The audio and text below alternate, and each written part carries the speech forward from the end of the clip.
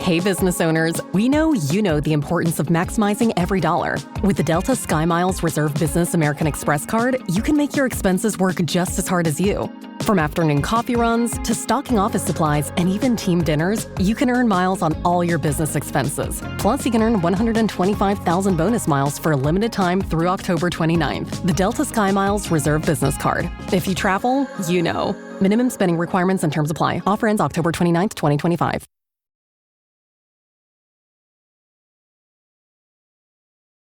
Welcome back, folks, to another episode of It's About Payroll. We got our guest came on nice and early today, so he gets to do the intro with us, and Walt is going to introduce him for us.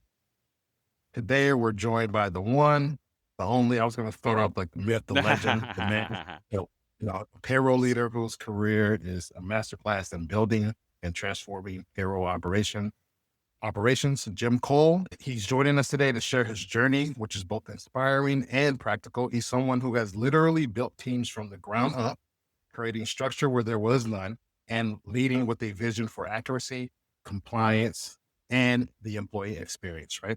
So his work with embedded payroll reflects a forward-looking perspective on where the industry is heading, and his passion for payroll extends beyond the office. He brings his storytelling and creativity into the profession, even through comics that connect payroll to everyday life. We're excited to dig into Jim's origin story, the lessons he's learned along the way, and why he believes payroll is so much more than just numbers. Jim, welcome to the show. Welcome to the show. Wow. What a welcome. Walt, I can't thank you enough for the kind words. Of course. Yeah, they're man. all true. I appreciate you so much because you've been such a blessing to us. I don't know how else to put it. You've offered your help to us without wanting anything in return. So I'm just so excited to get to talk to you, to get to do this discussion with you and get to know a little bit more about you, Jim. So thank you for joining us on the show. Yeah, I mean, right back at you guys. Big fan of the show. Truly enjoy everything you guys have brought to payroll. That means a lot to me. And such diversity in the way your shows go. You have some that get really deep on like specific topics, some that are much more, kind of outside of the payroll universe, some that are just hilarious. Yep. So it's great. That's It's like a awesome. variety hour, and I think you guys crush it. So, Oh, man, that's awesome. honored Thank you, to be man. here. Yep. Thank you for saying that. Yeah. All right. So with that, we're going to get into our news. So I'm going to start mine off. Yeah. And Wait, so are we doing a full podcast or are we furloughed? I thought everybody was taking off like the IRS. oh, Oh my gosh. And that's so funny because when you mentioned that in the as we were prepping, I was like, what is he talking about? That furlough, that's old news. Like, Jim, what are you talking about? And then it's like the next day or something, I saw it. I was like, holy crap, what's going on? Yeah. It's wild. Yeah, well, look, why don't you start us off? Because I don't even know the full story. Tell us what's going on. Sure, yeah. So, the IRS is furloughed until Congress can pass a spending bill. They had about 5 days of reserve funds to operate at a standard capacity. And I think that expires tomorrow, which, depending on when this airs, will be Tuesday, October 7th. So at that point, we're going to start to lose different IRS services that, payroll folks That's are nuts. used to relying on. So it's going to be hard to resolve notices. It's going to be hard to get somebody on the phone. Sorry, harder than normal I was to get gonna somebody say. on the phone. Yeah. That explains why I hung up the other day. I had to call them the other day for something, and I was just like, click. They had me on hold forever. Wow. But this won't come as a surprise. They'll still be accepting money. No problem. Of That'll go course. right through. Yeah, exactly right. Wow, that is insane. Yeah. And it's funny because I always feel like they do it right. I mean, I guess it's not a coincidence. At the end of the year, there's that tax cliff, and are they going to get funded or not? And I'm like, folks, what are we talking about here? Like, how does this not happen? Yeah. It's crazy. It is. It's crazy. wild. Wow. Yeah. Government. Yeah. Thanks. Walt, what you got, man? So mine is not payroll related. It's about, because we both, Jim has a comic I know he had produced out that was really, really great. I read some, and we have Payla, who's Jim has been very helpful with. So mine is about a comic book restorer who did some shadiness, right? So he was sentenced to 6 years in prison after he stole more than $300,000 worth of comic books and restoration fees from dozens of customers nationwide. So the case was initially reported in August 2024 following an investigation by the Lynn County Sheriff's Office in Oregon. Wow. So just a little bit more details. So Michael, because that was his name, Michael, the cellist, owned a business called Hero Restoration.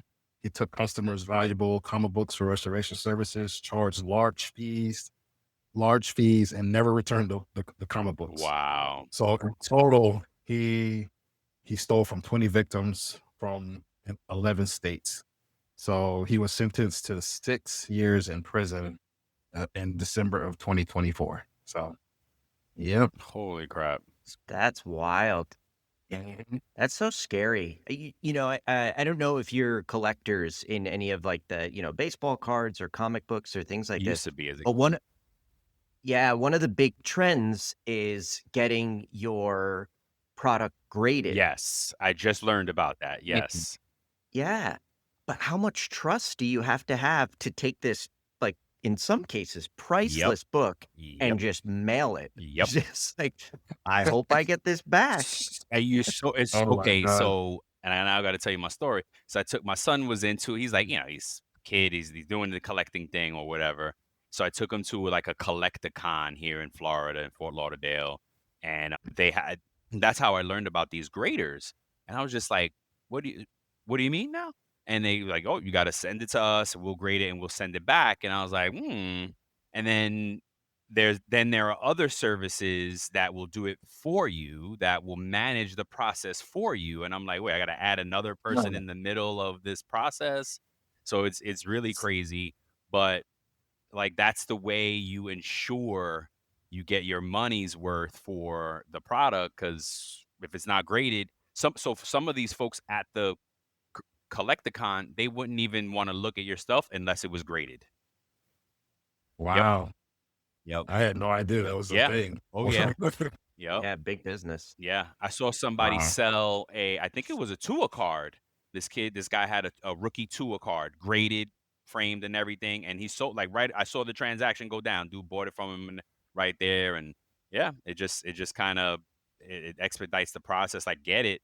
There are websites to like look up to see how much your stuff is worth, and all of them are a subscription now. There's no free websites for it. You got to pay. My mom is always like, you have stuff, you got so much there, because I have boxes of cards. I was just showing my son my comic books, but all of them are aged. Like, some of them are in good condition, but all of them, the paper has browned and tanned and whatnot. But she's like, I'm like, Ma, it's gonna take me so much time to go through this. Like, if one of these kids get ambitious enough, I'll pay them to do it. But my kids are lazy. They don't want to make money. They got it too easy. So let me share mine, bringing it back to payroll. We're turning our attention to Zimbabwe, where payroll fraud has reached an alarming levels.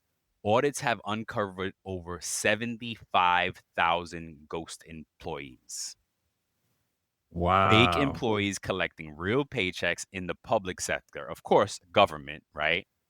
Despite multiple probes, including one as recent as 2020, thousands of non-existent workers are still being paid, especially in the education sector, where tens of thousands of questionable salaries remain. These phantom payments drain millions from vital services like schools, hospitals, and infrastructure, fueling inflation, deepening corruption. It's a powerful reminder to payroll professionals everywhere: strong audits, biometric verification, transparent systems aren't optional. They are absolutely essential. So, because me and Walt were talking about that, it was a while ago, but we were like, there's really, the bigger you get, there's no way to like ensure that you don't have ghost employees. There's no way to guarantee it. Like, think of a Walmart, right? I think they're the biggest employer in the States, how the heck do they confirm that? Like, how does the payroll person know there's not one or two ghost employees out there at least? You know what I mean? Yeah. I think, like you said, I mean, yeah, you have to audit it, Yeah. 100%. And I Yep. think what a lot of banks do is, the same person can't count out every night, or it's like every other night or something like that. So like there's always like a secondary check Oh, to really? make sure. So like what I would imagine is with Walmart, probably no one person can hire any single employee or something along those Right. lines Oh, where it has you're, to be you're like always getting that. okay, I get what you're saying. It's got to be a few Yeah. people in the line. Yeah. That reminds me of something, a system that we had when I worked for a PEO. Like it would be just cross-functional or cross-audit type of situation, right? So somebody would enter in a new hire, and then but somebody would always check their work to look at it, make sure that socials weren't wrong or anything like that. So that was a way that we kind of prevented like any ghost employees or any errant data from going into this. So that might be a way too. Yeah. Yeah. It's always something, man. It's crazy with the ghost employees. So now, enough of that. Jim, tell us about you, man. What's your origin story? How'd you get into payroll? How'd you get to this point? Yeah. I love that you call it the origin story because, that just, to me, it feels very, very comic book centric. Yes. So have always enjoyed that. How did I get into payroll? Well, I think Walt at this point is a unicorn, right? You're the only person who wanted to get into That payroll. I know. Yep. No, there was somebody else we had on the show, Brian, I can't remember who it was. It was one of the guests. Well, I So argued that Kira that person. kind of chose it. Yeah. I argued Kira Yeah. chose it. You know what I mean? That's fair. Yeah. I don't know if she's the one we're talking about. Well, but yeah. There was somebody else, but Can't I think hate about it, right? Yeah. I guess I'm a unicorn. Yeah. So on the opposite side of things, somebody who didn't necessarily choose payroll, I was an English major in college. I went to Rutgers, so born and Northeast. raised Yes, in New sir. Jersey. Yeah, the Northeast. Yeah. And when I graduated, I didn't necessarily have, a plan right out of college. Yep. Who Who needs does? that, right? Started working at a comedy club, What? and yeah, I did stand up, but I wasn't, Oh my I wasn't gosh. working doing stand up. I was waiting tables, which led to the back office and Okay. ultimately led to, the count outs and, payroll piece of things. Wow. Cool. Yeah. And, I needed to get health benefits, as you Mhm. get older, and one of Yep. those things that That's what got me going. Yep. you find important. And a friend of my sister's said, "Oh, Paychex is always hiring." That was like, I guess, one of their kind of slogans back then. And so I applied to Paychex, and I was like, "This is crazy. I don't know if I'm going to get a job here."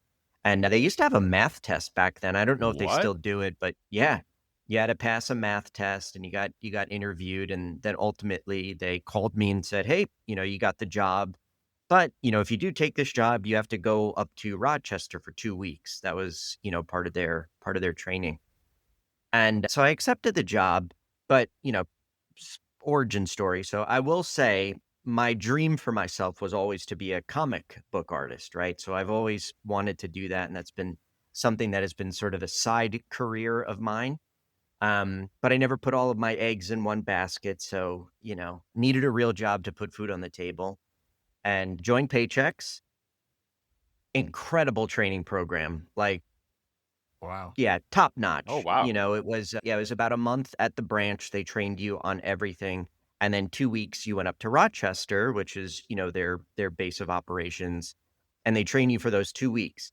And at the end of it, there's a test. And if you fail it, you can't work at Paychex, right? So Damn. like high stakes, Holy cow. Wow. Yeah, it was intense, but it was a great training, and even today, like 20 years later, like it is without a doubt like where all of my training has been built from, right? They Wow. just put this like deck plate, like foundational understanding of payroll that I've been able to build on my entire career. That's amazing. Wow. That's amazing. That reminds me of the A school that I went to after boot camp in the military. We went to Meridian, Mississippi after I passed boot camp. for the Navy, and they just taught us payroll for like a month and a half. Wow. So we were just there, and they were just like letting us know about the ins and outs of payroll for the military. And so, like, yeah, I can definitely identify with that story. Jim, you have such an amazing origin story. I love hearing everyone's origin story because it's so unique, so different. Yeah. So yeah, that's amazing. Thanks.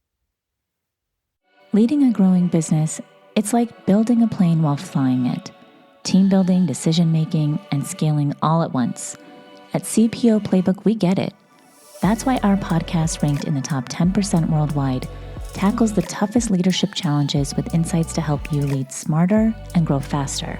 Tune into the CPO Playbook podcast because leadership doesn't come with a manual, but we're pretty close.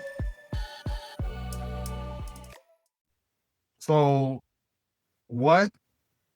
besides that training that you had with Paychex, what else about payroll kept you in the industry? Yeah. I love that question. I think what I liked most about it and why I continue to still be passionate about it is it's just there's such a connective tissue with payroll to who we are as humans and everything that we do. You know, the first time, I think it was one of my sisters asked me about her paycheck, I was like, oh, wow, what I do matters. You know, what I've learned matters. Prior to that, I was just kind of like, this is just, a job to get through things. So I really understood, how things were calculated, how W-2s are created, all of this connective stuff, right? What withholdings meant, like it inspired me because again, it's connected to everything we do, right? It's important that people get paid and we facilitate that. And I just think that that's so exciting and it's cool to talk about. And I mean, honestly, you just talked about phantom employees, right? If you don't think that that's cool, I don't know, I think there's a lot of cool things that happen in the payroll world that a lot of folks don't necessarily know about or understand. I was on a podcast with Nick Day. Oh yeah. A few years ago, and I was describing payroll as sort of Men in Black. No doubt. Right? Where when things go right, it's great. Nobody notices. The whole world is just moving along, but there's this whole underworld of aliens that exist and all these crazy problems that we're solving. No doubt. With That's like cool. seconds I like left. That. I like that. Yeah. That's it definitely gets things happen. We got to clean them up quickly and then, do the little blinker and people move on, right? No doubt. I love that. And that's payday. The blinker is payday because if your pay hits right, everything's forgotten. Everything's forgotten. Everything's forgotten. Perfect. Yep. So oh my God. You had the unique challenge of building payroll teams from scratch. Where do you even start when there's nothing in place? Yeah. So I've done that basically twice. So, I spent a long time at Paychex. I got to learn, on different systems there before first moving to a company called Namely, which was HR, payroll, and benefits, for the mid-market. Yeah. Super, super cool company. It was exciting. That was really my first kind of introduction to what startups were and like the startup world. And, you quickly realize like not everybody knows everything and there's a lot of unanswered questions. And so the way I kind of started things there was brute force. It was just like, I can put in the time to figure things out. You advocate to hire folks.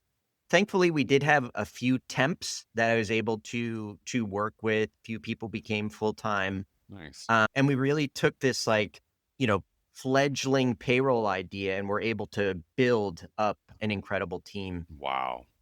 One of the things that was right out of the gate, one of the things I knew I wanted to do is bring on somebody who I trusted. I think you see that model in a lot of different roles. I think people just feel very comfortable. But in the payroll world specifically, there's such a vast understanding of what payroll is and how people approach payroll, right? somebody could have run payroll for 20 years and it could have just been from one company, Yep. and they might not know a lot That's about right. payroll. Yep.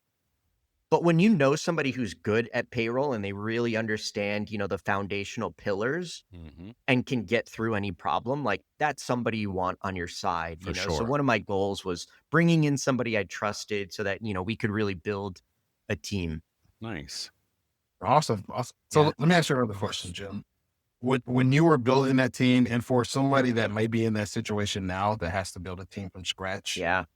how do they balance compliance and process design when you're trying to build that strong, motivated team culture? Yeah. Oh my goodness. That's a tough one. I think where I would start is I advocate for everybody in the payroll community to have a strong network. I think you two are probably the biggest advocates I've seen. You're building a community constantly. You're always talking about community, and that's so important Yep. to know that you have people that you can trust, people that you can rely on, and resources. When you get into a jam, hey, I don't understand. I don't know what to do here. I've never kind of run into this problem. And if you have that community, you have somebody that you can reach out to and run it by them. I think the early days, like your focus really is just getting through the day, right? How do I get to tomorrow in the best way possible? The minute you get breathing room, it's reviewing, hey, what could I have done better? How could I have, Yes. how could I have made this faster? I think also having your network is important, but knowing what resources you're going to use, right? Whether you trust Bloomberg or whether you trust, Payorg or whatever resource you want, if you're only in one state, it's super easy to just, Yeah. stay in tune to that state, and put out listeners for their changes and whatever's, going on. If you're not a part of a local chapter, I think of Payorg, I think there's a lot of great information, and folks that are putting out info there as well. I don't think there's a silver bullet, Nope. Walt. I think it's a lot of little habits that build up over time, and you can't do too much at once, right? That's why I think it's always starting with how do I get to tomorrow the best way possible, and continuing to compound, good habits, Yeah. and learning when you make mistakes, right? They're gonna happen, Yeah. and if you don't have grace with yourself, it's gonna be a really hard path. Yeah. Well, yeah. Thank you for saying that. What's that saying that I don't know if I'm saying it verbatim, but you can't eat an elephant in one Oh, bite or yeah. something like that. Yeah. That's probably Yeah. true. Yeah. Right. So, what are the biggest mistakes organizations make when standing up payroll function for the first time?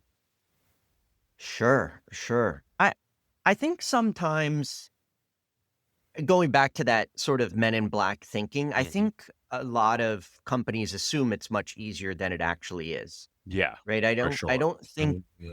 yeah, I don't think that a lot of companies appreciate that there's this really strong emotional element to payroll. Again, because you're making sure people are paid, they have Yep. money Yep. to put food on the table, put a roof over their head. And you also have this legislative kind of like filter on everything that's being done. Oh, yeah. And then you have industry specific rules and regulations. And then you have the way certain providers do things, which people interpret as like it has to be done a specific way.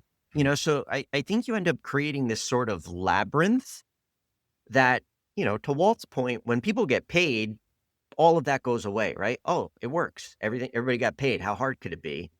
And I think when you don't respect how difficult it can be, I think sometimes that's where you get in trouble, right?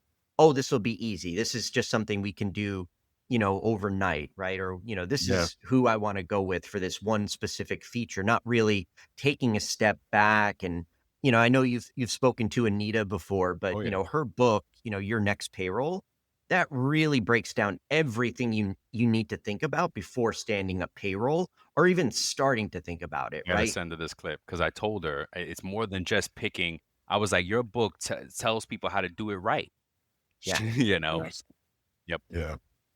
That's awesome. And you made me think of something. I was going through notes, like I've taken notes for a long time.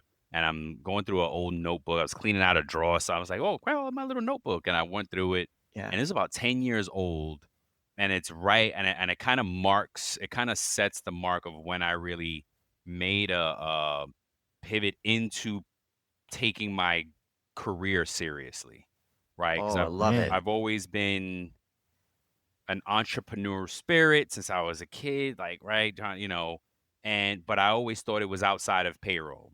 And at some point I said, wait a minute, I'm good at this. Maybe this is it. So I was writing notes, and I found these notes and things, and I wrote the ABCs of payroll, and it was accountability, best practices, compliance. Love it. Right? And I was like, holy shit, I knew some stuff. I knew some stuff back then, it was crazy. But Yeah. well, okay, we're gonna switch gears. It's embedded payroll now, right? And this is kind of with check. Is it check or checks? It's Check Technologies. Check Technologies. All right. Technologies. Because that was new to me. Okay. Like when we, and by the way, we haven't said it yet, but we met Jim through Payla, the Panda, and Walt That's put right. out Payla. Love and, Payla. Oh my gosh, Payla has been gets more engagement than anything we've done in 3 years. And I was like, and Walt just hit the creativity of it, right? And that's why, like, we have to lean into what we do and what we love, because Walt just came up one day as I'm doing this. I was like, all right, no problem. And then boom, it hit, right? And then Jim reached out to us and said, well, guys, you need help, let me know. And we were like, oh crap, I hope he doesn't charge a lot. Let's talk to him. And Jim is like, no, hey. And then that's how we learned about your creativity and do we talk about that? Yeah, we're gonna talk about your stuff in a second. And that's how we got to know Jim, and he's been helping and guide us, and would make Payla better. So, but through that, embedded payroll came up, and I was like, what is that? So you go ahead. Yeah. So piggybacking off of what Brian just said. Go. Yeah. Like we're hearing more and more about embedded payroll, right? How do you explain that to someone who hasn't heard about it in payroll, or somebody on the outside of payroll? Yeah. Awesome. So I think embedded payroll, probably the best way to, kind of elevator pitch this. It does 3 things. Calculates taxes, moves money to employees on payday, and it does all of tax filing, quarter end, year end. Right? Oh, okay. But what about net? It doesn't calculate gross to net? Yeah. Oh, okay. Calculates gross to net. Sorry. I'm sorry. No, that's good. I'm glad you broke that down. Yeah. Calculates gross to net and then pays out net pay on check date for all employees. So those are like the 3 kind of pillars behind embedded payroll. Okay. That makes sense. And why do that, right? Embedded payroll allows SaaS businesses or companies that are connected or have some sort of parallel to the payroll world to add payroll without, how did people do it in the past? They either bought an existing payroll system or built it. They built it themselves, which is incredibly hard. Yeah, don't do that. I don't just recommend shake your head, that. right? That's exactly how most people approached it. Or they would kind of take the easy way out, right? And they would just say, this is our payroll provider of choice, right? They're a partner. Just partner with somebody. Yeah, exactly. So that was the way people did it before embedded payroll. Embedded payroll comes around, and now you're able to add everything that I just said into your product natively, right? So that it shows that you now offer payroll, and it's not some Frankenstein connection. Wow. Right? You are offering payroll directly. That's pretty cool. I forget who you were talking to about trucking payroll a couple episodes ago. Ritzema, I believe his name is. Yes, that's right. Yes. Mm-hmm. That's a great example where somebody has an idea for, hey, payroll's not being supported at Big Red or Big Blue, right? We want to do payroll for our industry the right way, right? And if he had created sort of a SaaS product, right, for capturing per diem or for capturing trucker hours that everybody loved, he could build on top of Check and offer payroll directly for the entire trucking industry. Amazing. Right? This episode is brought to you by Indeed. When your computer breaks, you don't wait for it to magically start working again. You fix the problem. So why wait to hire the people your company desperately needs? Use Indeed's sponsored jobs to hire top talent fast. And even better, you only pay for results. There's no need to wait. Speed up your hiring with a $75 sponsored job credit at Indeed.com/podcast. Terms and conditions apply. I think he went out and did it himself, if I'm not mistaken. I He forget what probably he did, really. had it built it himself. Yeah. I think he did, yeah. But so Check has been around for 6 years, right? Oh We're my the gosh. Really first new. embedded payroll platform. Re- I was the first employee at Check. Holy cow. So we were building from nothing. It was super, it's been absolutely an incredible journey. That's And we've awesome. seen industry specific payroll popping up like never before, Yes. right? We have a coffee shop partner, right? Oh, They that's awesome. created a product called Dripos specifically for coffee shops that has payroll integrated into it, right? That's Supported wow. by cool. Check. Yeah. And there's so many other industries that now we're allowing payroll to exist specifically for that industry, which is super exciting. And I know you Heck guys yeah. have been talking about that forever. Yes, thank you. Right. Yes, we have.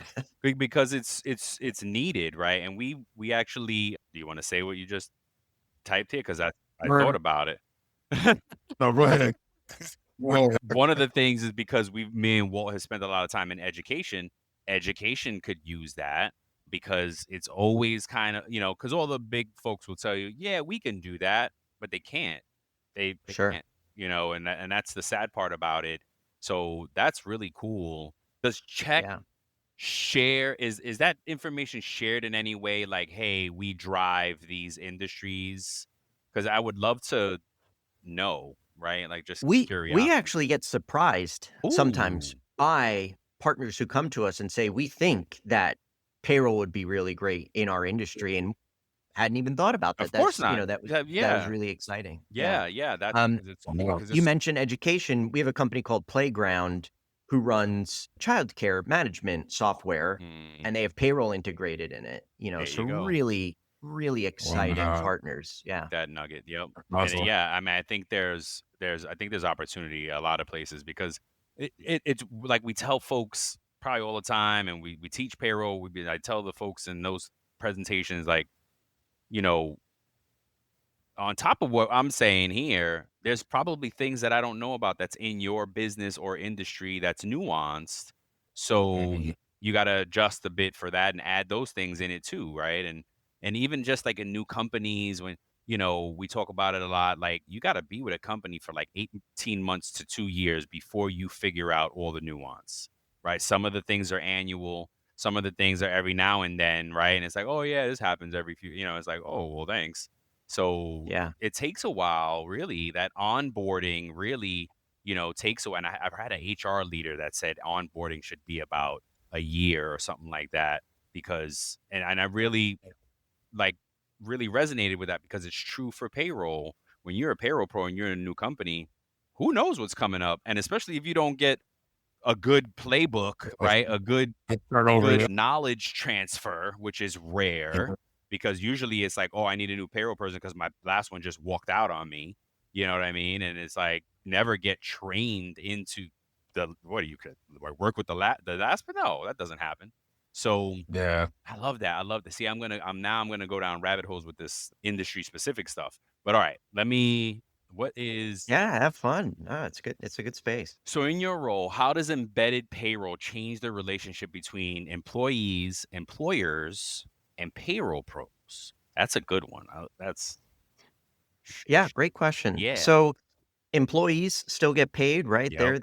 They're most important, right? Yep. That's always the goal. That's the end game. Yeah. The companies themselves, they're running payroll through a more integrated product, right? So whatever partner of Check that they've been using that software to track hours, to track timesheets, to track, job costing, whatever they're focused on, however their tips, whatever it is that they're focused on, they now have integrated payroll into their software. So the company is working directly with that customer, right? The payroll provider that they're comfortable with. Like, oh, you do our timesheets, now you do our payroll. This is wonderful. is We great. love this. Right.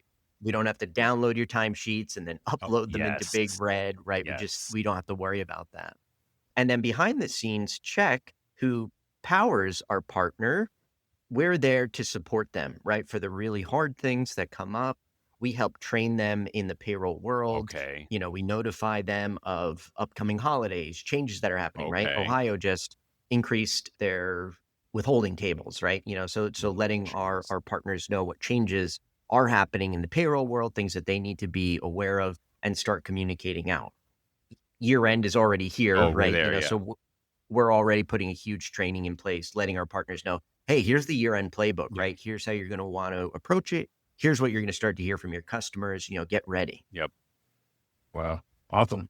So in your opinion, is embedded payroll a disruptor, an enabler, or maybe a bit of both? Wow. Good question. I think I'm gonna take the easy way out, and I think I am gonna say it's Both. a little bit of both. I really do. I can remember back in my early days at Paychex, I would remember salespeople running up to me at the end of the month, and they would be like, "Hey, can we support this union payroll?" And I'd be like, "We can, but it's not gonna be great, right? There's gonna be several workarounds for them to get what they're looking for." Or, Brian, you brought it up, educational services, right? We never really supported them well, but like we would try. So in that sense, embedded We payroll can tell.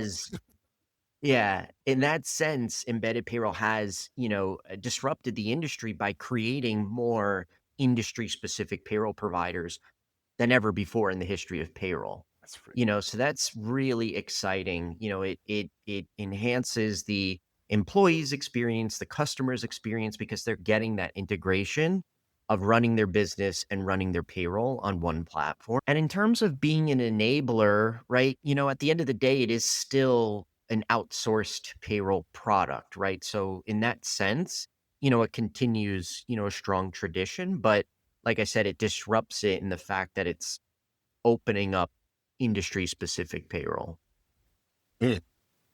It could be so many things too, because you said it's still an outsource, but Yeah. if somebody could bring it in house technically if they already have right the something to build it on and they wanted to provide their like just for themselves, right?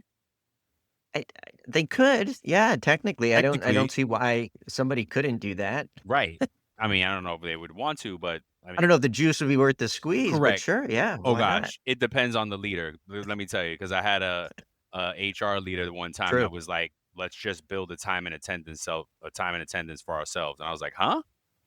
And Wow. but I was all for it because we had the resources, right? Yeah. I was able to work with the IT guy, and we did it. We did it. I mean, I don't know if they still have it, but we definitely built something that was working, and it wasn't a complicated workforce and just needed in and out. But we did it, and people would be like, "Why are you doing it?" "Well, my boss said he wanted it. I can deliver. Let's do it." I was all up Yeah. for it. So let's switch gears. So to the creativity part of it, right? All right. What Fair enough. what like tell us about that part, and I guess like how did you end up doing both and serving that, because you said you wanted to be always into your goal was to get into comics, but you had to get a job, you got stuck in payroll, and then Yeah, you some way you did some things. So you published a book, you've done comic, right? Tell us about that. that's right. Yeah. So it was something that, I've been drawing since, I could hold a crayon, and have continued to do it, the entire time. Um, right when I got out of college, I started publishing a comic strip through the college newspaper and a couple nightlife magazines, and I did that for a few years. Nice. Super fun. I love seeing my artwork published. Yep. It feels validating. I wish people wouldn't think that that's the only way that you could be validated for being creative. I think people should always put stuff out there, but I did appreciate seeing my work be published. Did that for a while, and that actually led me to, in 2015, I got connected to the owner of a brewery who knew of my comic strips in the nightlife magazines Oh, that's awesome. and said, "Hey, would you like to draw a beer label?" And I was like, "Why not? How cool would that be?" Yeah. So I ended up drawing a beer label. And I've done that for the last 10 years. I've basically drawn beer labels here and there for different breweries. I mean, I've probably done about 300 Oh, labels over the dang. last 10 years. Oh, wow. Do you have a portfolio like online of all your work? I do. I have an Instagram. Oh man, come on now. Yeah, called Kohl Artwork. So KOHL Artwork. My last name, Artwork. Okay. The beer labels were, fun, and, I did enjoy doing that, but I really loved drawing comic strips. And so 3 years ago, I created a comic strip, and I was finally like, you know what? Let me integrate my work with my passion. And that was where I created Humanoid Resources, which Ha. is robots and aliens in the Yeah. distant future, dealing with the same problems we have today in payroll, in hiring, in HR, you name it. So I started doing that, and my theory was, you know what? Let me draw a bunch of these comic strips, and I'll submit them to.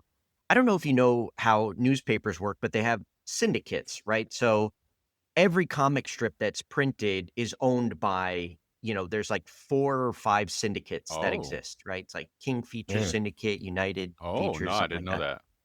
Yeah, so like every comic's owned by different syndications. So I was like, you know what? Let me do enough comics and I'll send it into the syndicate and, see if I get accepted. And, they need, I think it's 6 weeks worth of content.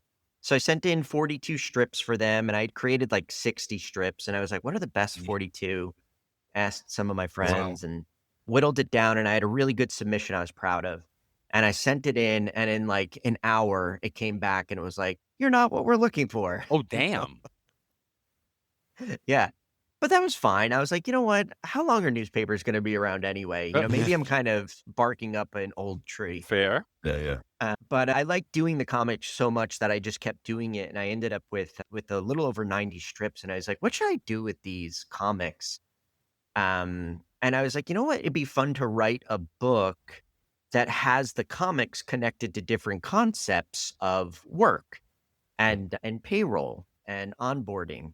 And so I created a book called 30, 60, 90, and it's Mhm. got 90 comic strips in it. And it's all about, starting a new job, right? And, I kind of share a lot of different like life lessons that help me. Brian, you were talking about that day that you decided that you wanted to be good at your job. Like I talk about that. Like, if you're going to be doing a job, be the best you can. Ask questions. Don't be afraid to stand up or to write or to present.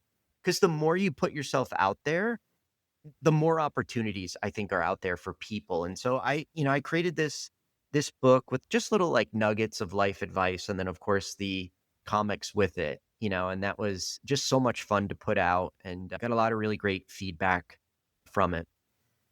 That's Awesome. awesome. Yeah, I'm Awesome. gonna put the Yeah. link to the Amazon in our Thank show you. notes. I appreciate Yeah, heck that. yeah. I'm working on the second book. It's almost done. Probably Yes. either end of this year, early next year. We'll see. Oh, that's awesome. Can you Yeah. share what it's gonna be about?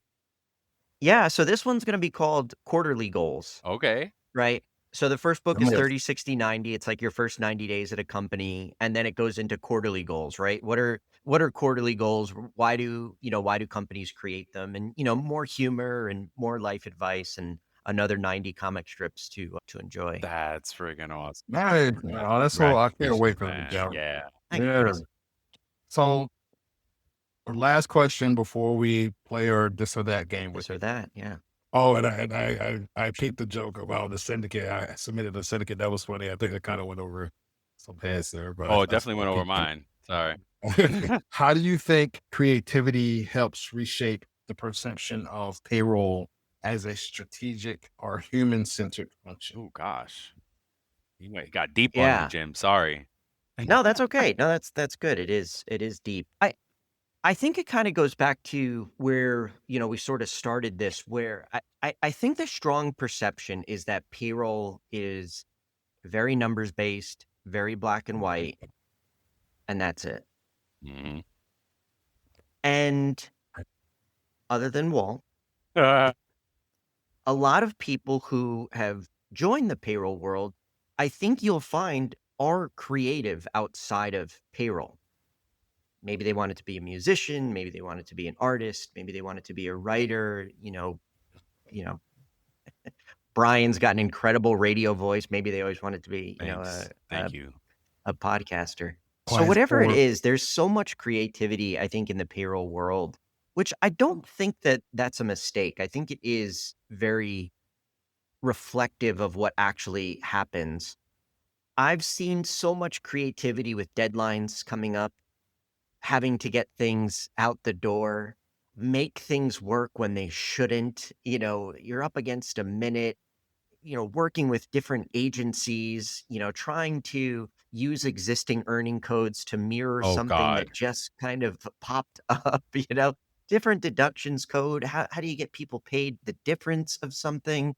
Yeah. There's so much creativity, I think, in this area, that I just can't help but think that people who work in this industry, anytime they see something creative, I think it excites them. hmm But I Yeah. think the more we put it out there, it's not just for the people that exist in the industry.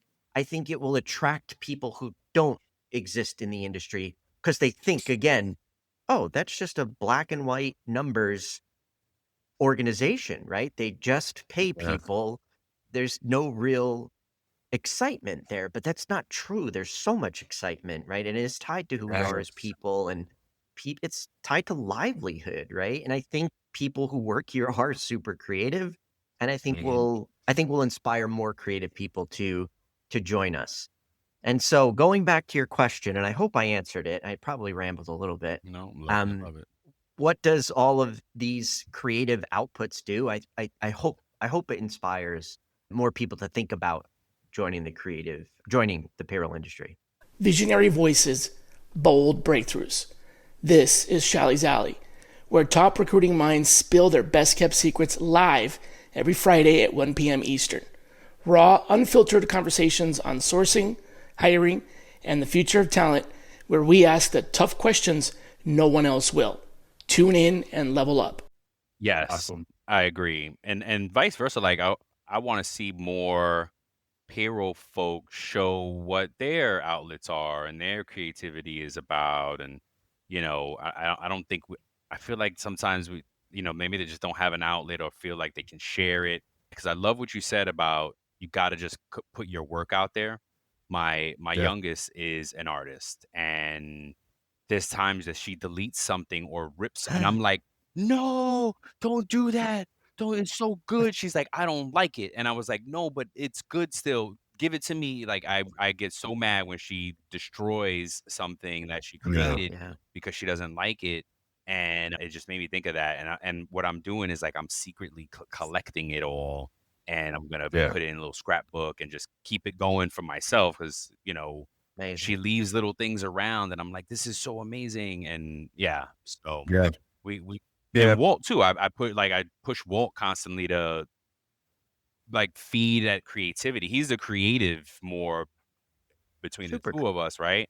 And if I may, Walt is going to be publishing a book soon, bit of an Yeah. autobiography, and Yeah. I can't, yes, it's going to give you all the feels, man. That'll be Yeah. coming out. He's got, I don't know, do you still have your SoundCloud with the music? Yeah. The Yeah. It's out SoundCloud. there. He's the Yeah. one that created, like, when we used to put the little intro in the beginning, he did the music. Yeah, so like you gotta be able to have that outlet, and I think that's important. Yeah. I think going back to what Jim said, I think I kind of want to jump on that, piggyback on that too, Jim. I wanted to inspire folks. And I think sometimes why some people don't step out more is because they don't want to, nobody wants to get rejected. Yes. Nobody wants to get clowned or anything like that. And I think that fear Mhm. could be so great for some people that they just say, I'm gonna just stay in my lane and just do payroll and not put themselves out there. Yeah. And hopefully seeing creators like yourself and like us and others that are out there. There's so many people that are so creative. Max, Oh, that are Yeah, so Max is so creative. I funny. gotta hear his comedian. I haven't heard the comedian stuff yet, so that I gotta ask him about that. Yeah, but if we just step out there and do it, I think the community. That's what I love about the payroll community. We're always there for each other, and we're always bigging each other up and rooting each other on. So I'm hoping that it does the same thing for others and just kind of gives people that courage to just bet on themselves and just put it out there. Yeah. It's the best bet you can make. I'm looking at your Instagram page now, so it's awesome. Oh. Yep. This is great. Yeah, And I mean, gonna be in the I think, Walt, I think you're also a great example of that evolution of kind of stepping out. Because when we first started this, right, we were audio only for the first like 40 something episodes. Yeah. And then it was Gerard Hall that said, guys, can you do YouTube, man? Because this is ridiculous. And I was Love Gerard. shorten the shows and YouTube. And we were like, all right, we'll try, and then finally we did, because he was on early. I think he was our first guest early on. Yeah, and it took us another like almost a year to do it. And Walt was very like, oh man, I don't know. And I was like, what do you mean? And he's like, we're putting ourselves out there, more vulnerable. And I was like, we're already talking. What do you mean? Because they see our face. So right, and it's been an evolution for him to keep putting himself out there, and and look, Jim, again, thanks for the great comments, because that's our currency right now. I mean, it's always been our currency, right? This is not life-changing money. We still do payroll for a living, and we bootstrap this, and sometimes we get sponsors, sometimes we don't, and it's all good because it doesn't matter. Like, we do it regardless. And that's been our currency, is just folks saying, keep doing it. We appreciate it. Yeah. You're doing something amazing for the community. And we hear it. And we always hear it like right when we need to hear it. You know what I mean? It's like right when we need to get paid, we get paid. And it comes in that form, really. And I'll send stuff to Walt. He'll send stuff to me, and we'll be like, oh my God, this is great. And it just keeps us going. So we really appreciate that. So that's it. Yeah, let's end it off on a good note with this or that. Well, you're gonna do the first three, and I'll end it all. Yeah, let's do that. Okay, so I don't know if you like either one of these things. You could say neither. You could say both. One or the other, whatever.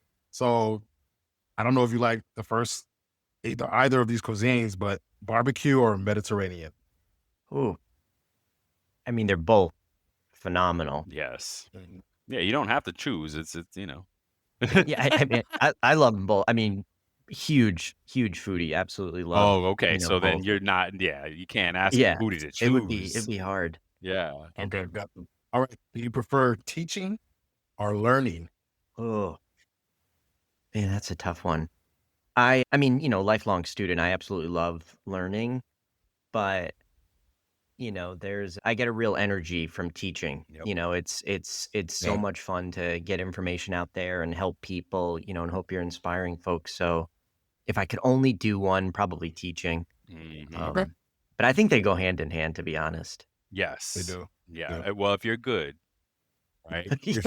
That's for sure. I think I had a couple good. Teachers that didn't learn anything. Oh God, those are the worst. Oh my gosh. Because you got to learn, right? You should be learning to be a better teacher.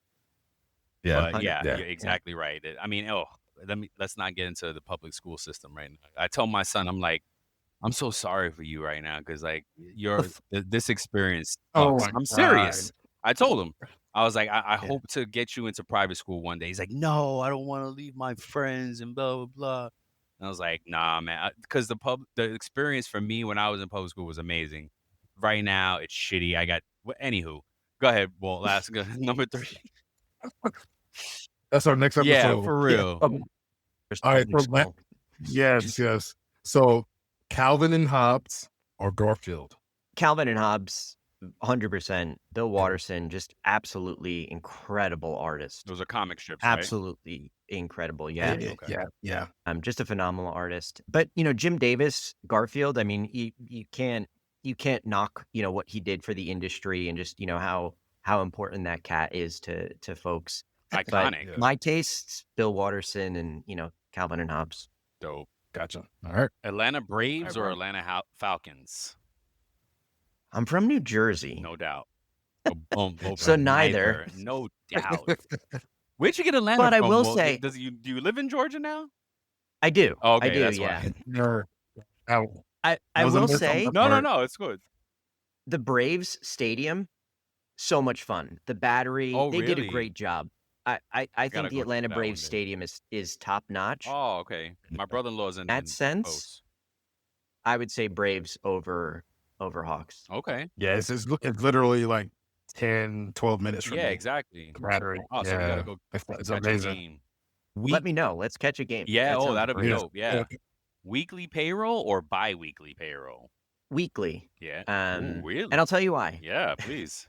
When you talk about the early days. So when we started Check, one of the things we were doing was running our own payroll. We're like, the best way to be an embedded payroll provider would be to run your own payroll, No right? doubt. And we were like, we should pay ourselves as much as possible. So let's go weekly so we can learn as quick as possible, make as many mistakes as Ooh, possible, fail as fast. fast as possible. Yeah. And to this day, we still pay ourselves still weekly. And Wow. I always think weekly is great. But I know Wow. bi-weekly is the most prolific frequency people use. What I forget what I was writing it for, but I said bi-weekly is like the sweet spot for kind of the compromise, right? Yeah. Because it's better for payroll folk to not be running payroll every week. Because I feel like you'd never get proactive if you're constantly just processing, right? It takes you a few days and then the aftermath and then boom, you're back at it again. Right back into it. Yeah. So you need really two people, and can you have two people, and can they switch out? I don't know. That's just my take on it. So bi-weekly allows for a one person, right? And you can process 1 week, and unless you have bosses that are like, well, what are you going to do on the off week? The off week. Yeah, right. Oh gosh, why don't I just be part-time? I'll just work on payroll weeks if you want, because you Yeah. can do that too. And then you'll see real quick what I do on those off weeks. Last one, Excel or Google Sheets. Oh, geez. I probably get killed for this. I know the industry, everybody loves Excel, and I should say Excel. One loves but, Google Sheets. I use Yeah. Sheets. I have no problem with it. It's amazing. It's so easy to share. So easy to share. Others, it's just I like just get annoyed because I want to do the Excel stuff. You know what I mean? And I don't know. Yeah. That's really my only annoyance, is that I don't know what the functions are. You know what I mean? So Yeah. I just like, forget it. I'm going back to Excel. Yeah. it's pretty much the same. Honestly, my opinion. This is what we get every time. He's like, it's the same thing. It's not the same thing. I can't do this and I can't do. Come on, I said pretty much. Pretty much. Yeah.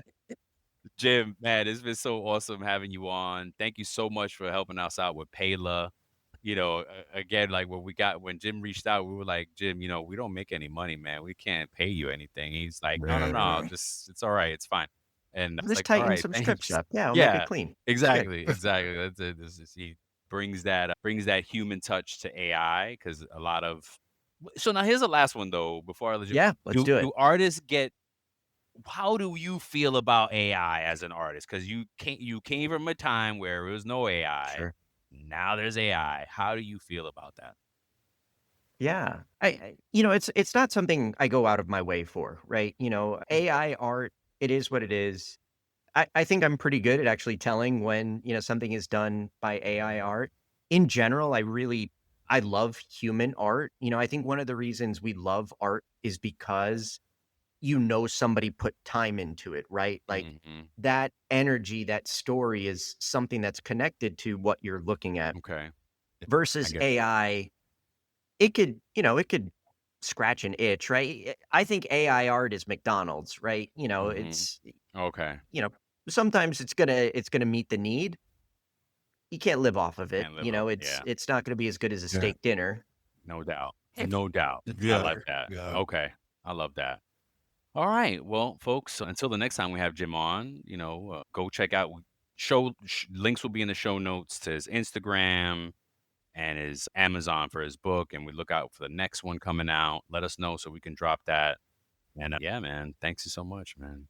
Good Thank luck you with guys. everything. Appreciate Yeah. it. This was great. Heck yeah, always. Well, you want to end us off on this quote of the day? Yeah. So the best preparation for tomorrow is doing your best today. No doubt. All right. No doubt.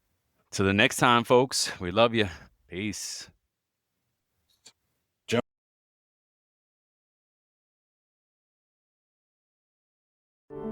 Every minute your finance team spends wrestling with data is a minute lost. Insight Software's AI-powered insights instantly move you from complexity to clarity. Automated analysis, real-time reporting, strategic recommendations, all at your fingertips. Transform how your finance team works and watch your business grow. Stop wasting time. Start making smarter decisions. Learn more at insightsoftware.com/AI.